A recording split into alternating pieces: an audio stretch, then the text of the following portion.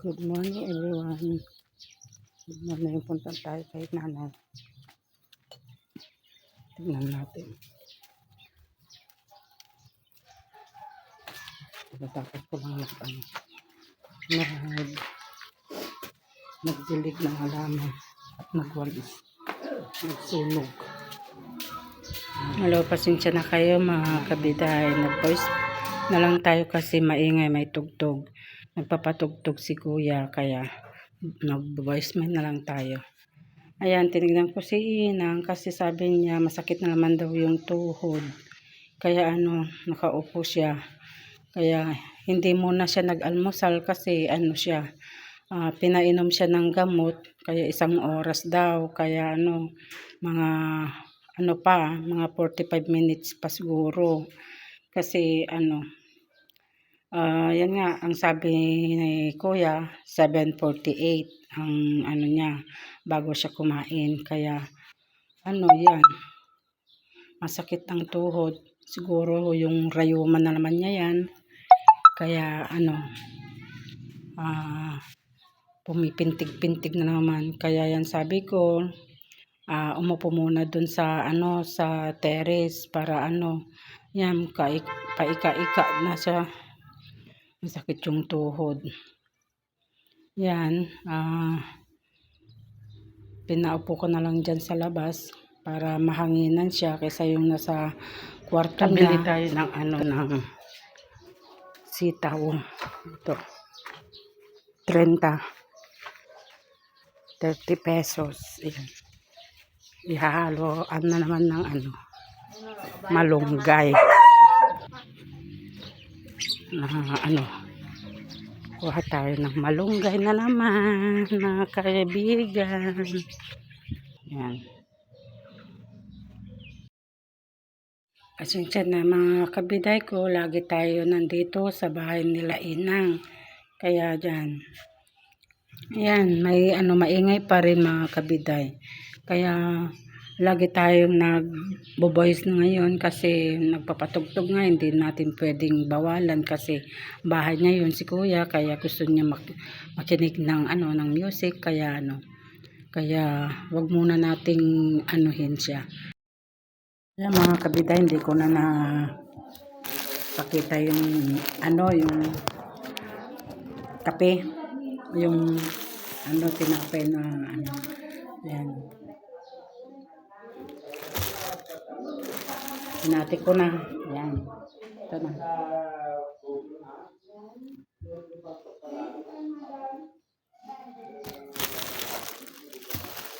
Kasi na tayo habang kumakain si Inang. Yan. Kumakain na. Ulam niya, isda tsaka saging.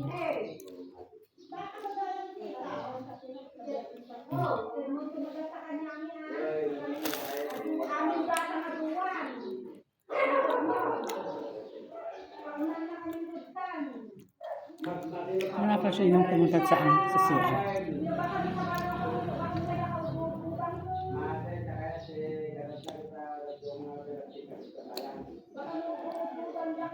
Pasensya na mga kabiday, maingay dun sa likod. May naniningil ng yung contribution sa bansa, sa barangay. Naniningil sila ng 20-20 bawat bubong. Pambili ng ng mga gamit daw, yung mga kaldero, mga upuan, mga table daw, yung plagbitin. Kaya nagumpisa na silang maningil ng 20. Buwan-buwan yun mga kabiday. Yan. Wala pa si Inang. Ang mga matanda nga naman medyo sila, atin sila sa pagkain. Hindi na basta-basta sila yung pinapakain ko, hindi pa nabawasan.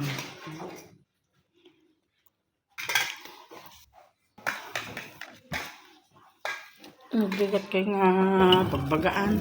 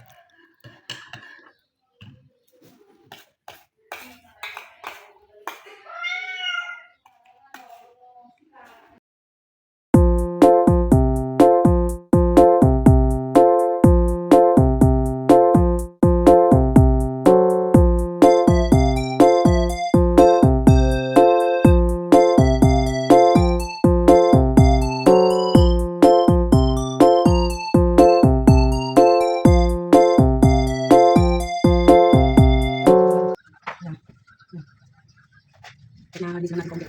Wala na kakaano. Hindi kang malis konti.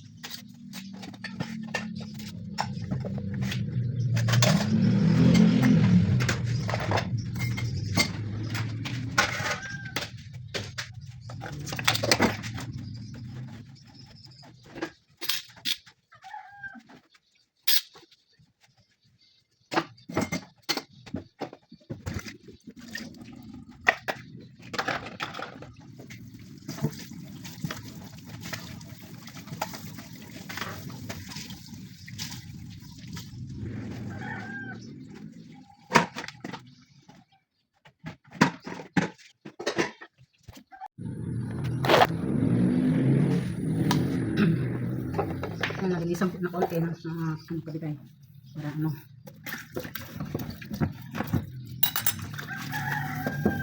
hirap yung ano yung dalawang alababo kukuskusin pag hindi mo kasi na ano lang anuhan hugasan ka agad yung ano yung mga pamapa siya.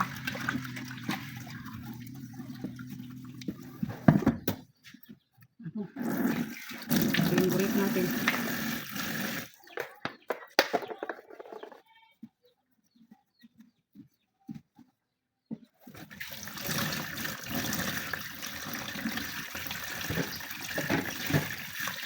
Ubus na rin yung ano, yung gamit ko. Ubus na yung bukas ng pinggan. Kaya ito hindi lang masyadong ano, mabulak.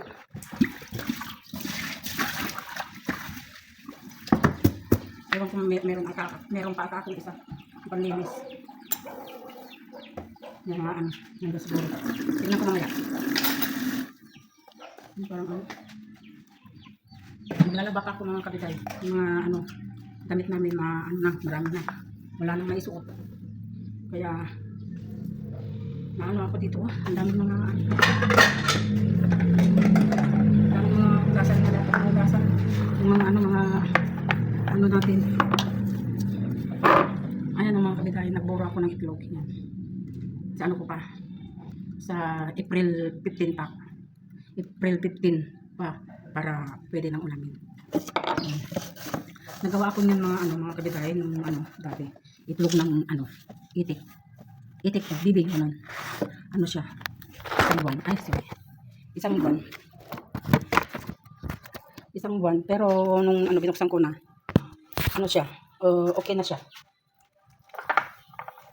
Maalat-alat na rin. Pero ano siya mga kabiday. Masarap siya. Masarap.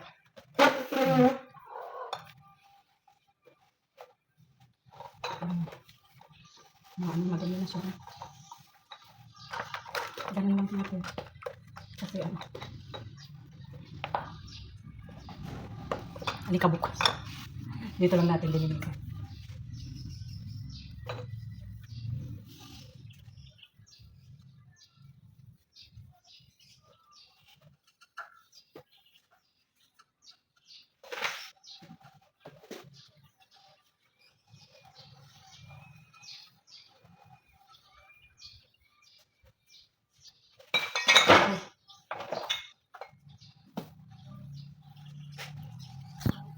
Alam niyo mga kabiday, kaya ako naglinis.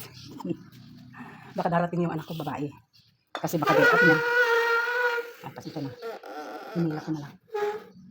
Yan, hinila ko na lang. Baka darating yung anak kong babae. Baka sabihin niya, hindi ako naglilinis ng bahay. Yan, kayo dito. Kala na siguro na kala niya, hindi na ako naglilinis. Kaya linisin natin kayo kaunti. Ganun. Para pa konsuelo.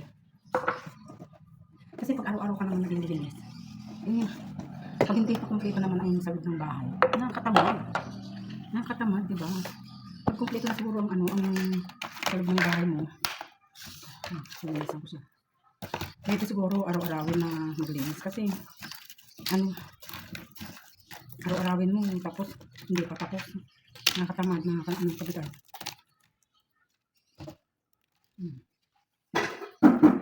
Kaya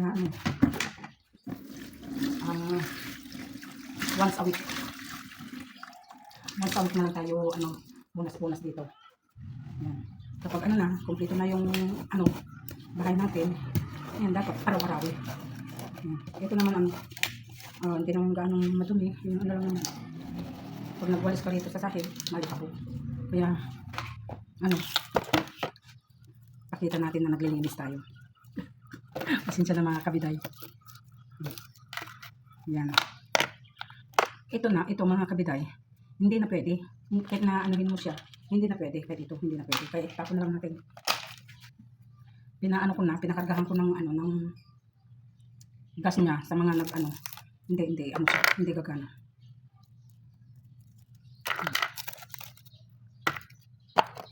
Ito mga kabiday, huwag natin itapon. Kasi, ito, sinorkat ko na mga kabiday, ulam, tira, ilagay sa rep. Yung kasama ko sa bahay, yung anak kong lalaki. Minsan kumakain pa ng hating gabi nun. Kaya pag may tira siya, hindi niya nilalagay dun sa rep. Isayang naman kung mapanis. Kaya nilalagay ko na, pag yung ulam, pinapatong ko na lang. Kunwari ulam dito, napatong ko na lang na, ayun, yung ulam, pag may tira ka, lagay sa rep. Para maalala niya. Minsan ulyanin na rin yung anak kong lalaki. Yan, nakalinis naman na tayo kaunti mga kabiday. Kaya yan, mamaya pupunta pa ako kila Inang, papakainin ko. Yan, papakainin ko siya kasi mga dalawa kong kapatid, mga busy rin siya. Kaya magluluto naman ako ng ulam kasi si kuya wala naman siya. Kasi may service siya, ganun. Kaya mag-iisip na naman tayo ng ulam. Gulay na naman tayo mga kabiday.